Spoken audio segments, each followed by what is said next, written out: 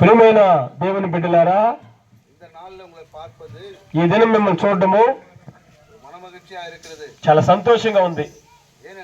ఎందుకంటే ఈ దినములో ప్రభువు మీకు ఒక మంచి చేయబోతున్నాడు.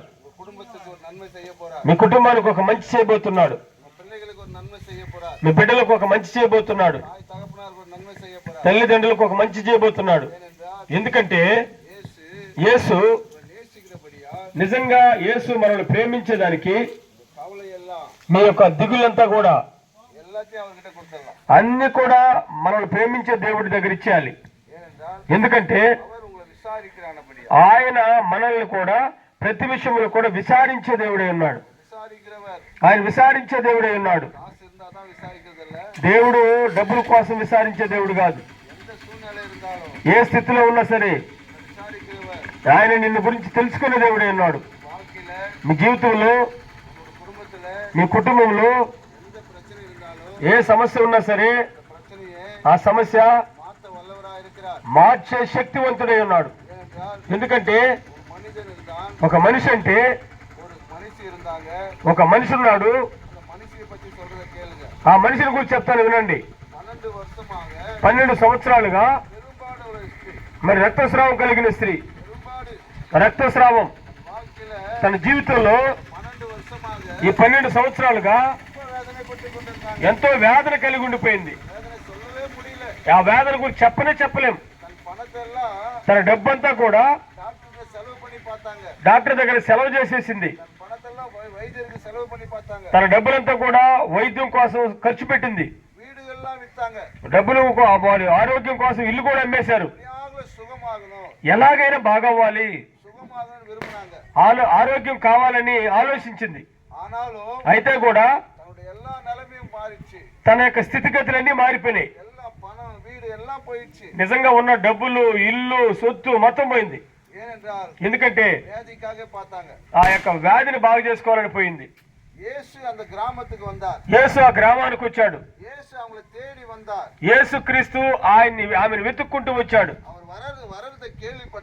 అయితే యేసు ప్రభు వస్తున్నాడు అన్న సంగతి ఆమె తెలుసుకున్నది. ఆ యొక్క తెలుసుకున్నటువంటి సందర్భంలో యేసయ్యను చూసినప్పుడు ఆయన దగ్గర ఏమీ ఉండదు. ఏ డబ్బు ఉండదు, ఏ ఇల్లు ఉండదు, ఏమీ ఉండదు. యేసయ్యా, నేనేమో ఆయన దగ్గర ఇవ్వబోతాను, నా దగ్గర ఏమీ లేదే. సరే, యేసుక్రీస్తు వేసుకున్నటువంటి వస్త్రాలు చెంగు మాత్రం ముడతాను. వచ్చి చూస్తే ఓ జనము ఎక్కువగా ఉన్నారు.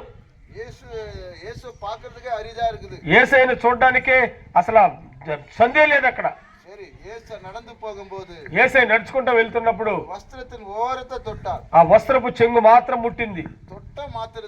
ముట్టిన వెంటనే యేసు క్రీస్తు ఒక శక్తి బయలుదేరి పరిపూర్ణంగా బాగైపోయింది. 12 సంవత్సరాలుగా రక్తస్రావం కలిగిన స్త్రీ పరిపూర్ణ స్వస్థత కలిగింది. అన్ని కూడా ఖర్చు పెట్టి చూసింది, ఏం బాగలేదు. యేసు ఆమెకు బాగా స్వస్థతనిచ్చాడు.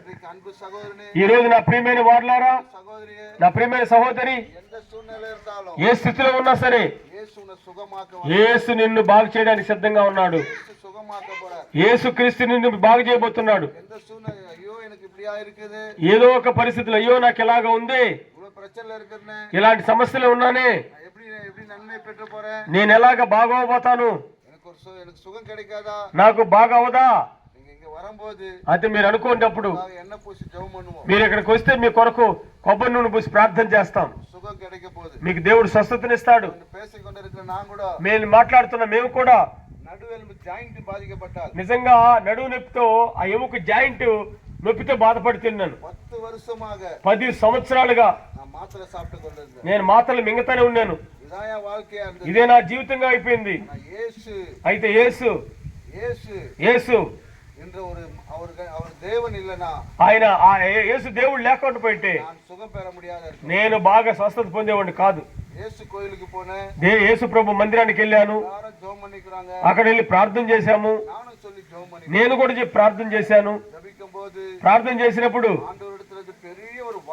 ప్రభు అయిన దేవుని సంగం ఒక గొప్ప శక్తి, ఒక లైట్ వెలుతురు, అలాగే ఒక లైట్ వెలుతురు నా మీదకి వచ్చింది. ఎప్పుడైతే ఆ నడుములో ఉన్నటువంటి ఎముకను పట్టి తిప్పింది, అలాగే ఆ యొక్క స్వస్థత పొందినప్పుడు పరిపూర్ణంగా బాగైపోయింది. ఈ రోజు నేను రావాల్సిన అవసరం లేదు. పక్కన వాళ్ళ గురించి కూడా నేను బాధపడేవాడిని కాదు. ఎవరి గురించి నేను బాధపడను. నేను పనికి వెళ్తాను, తింటాను, నిద్రపోతాను, ఇదే నా పని. అయితే యేసు ప్రభు నాకు ఆ స్వస్థత ఇచ్చిన దాన్ని బట్టి ఈ రోజు ఎంతమంది ఎంతన్నా దిగుల్లో ఉండొచ్చు, సమస్యల్లో ఉండొచ్చు, వ్యాధిలో ఉండొచ్చు. అయితే ఈ రోజు నన్ను స్వస్థపరిచిన దేవుడు మిమ్మల్ని కూడా బాగు చేస్తాడు. మీ కొరకు ప్రార్థన చేస్తాం. ఎవరికైనా ప్రార్థన చేసుకోవాలనిపిస్తే మీ అయ్యా మా ఇంట్లో బాగలేదు వచ్చి ప్రార్థన చేయండి అని చెప్పినా, ఏ మంత్ర కట్లున్నా, ఏది బెబ్బులు కూడా కాదు,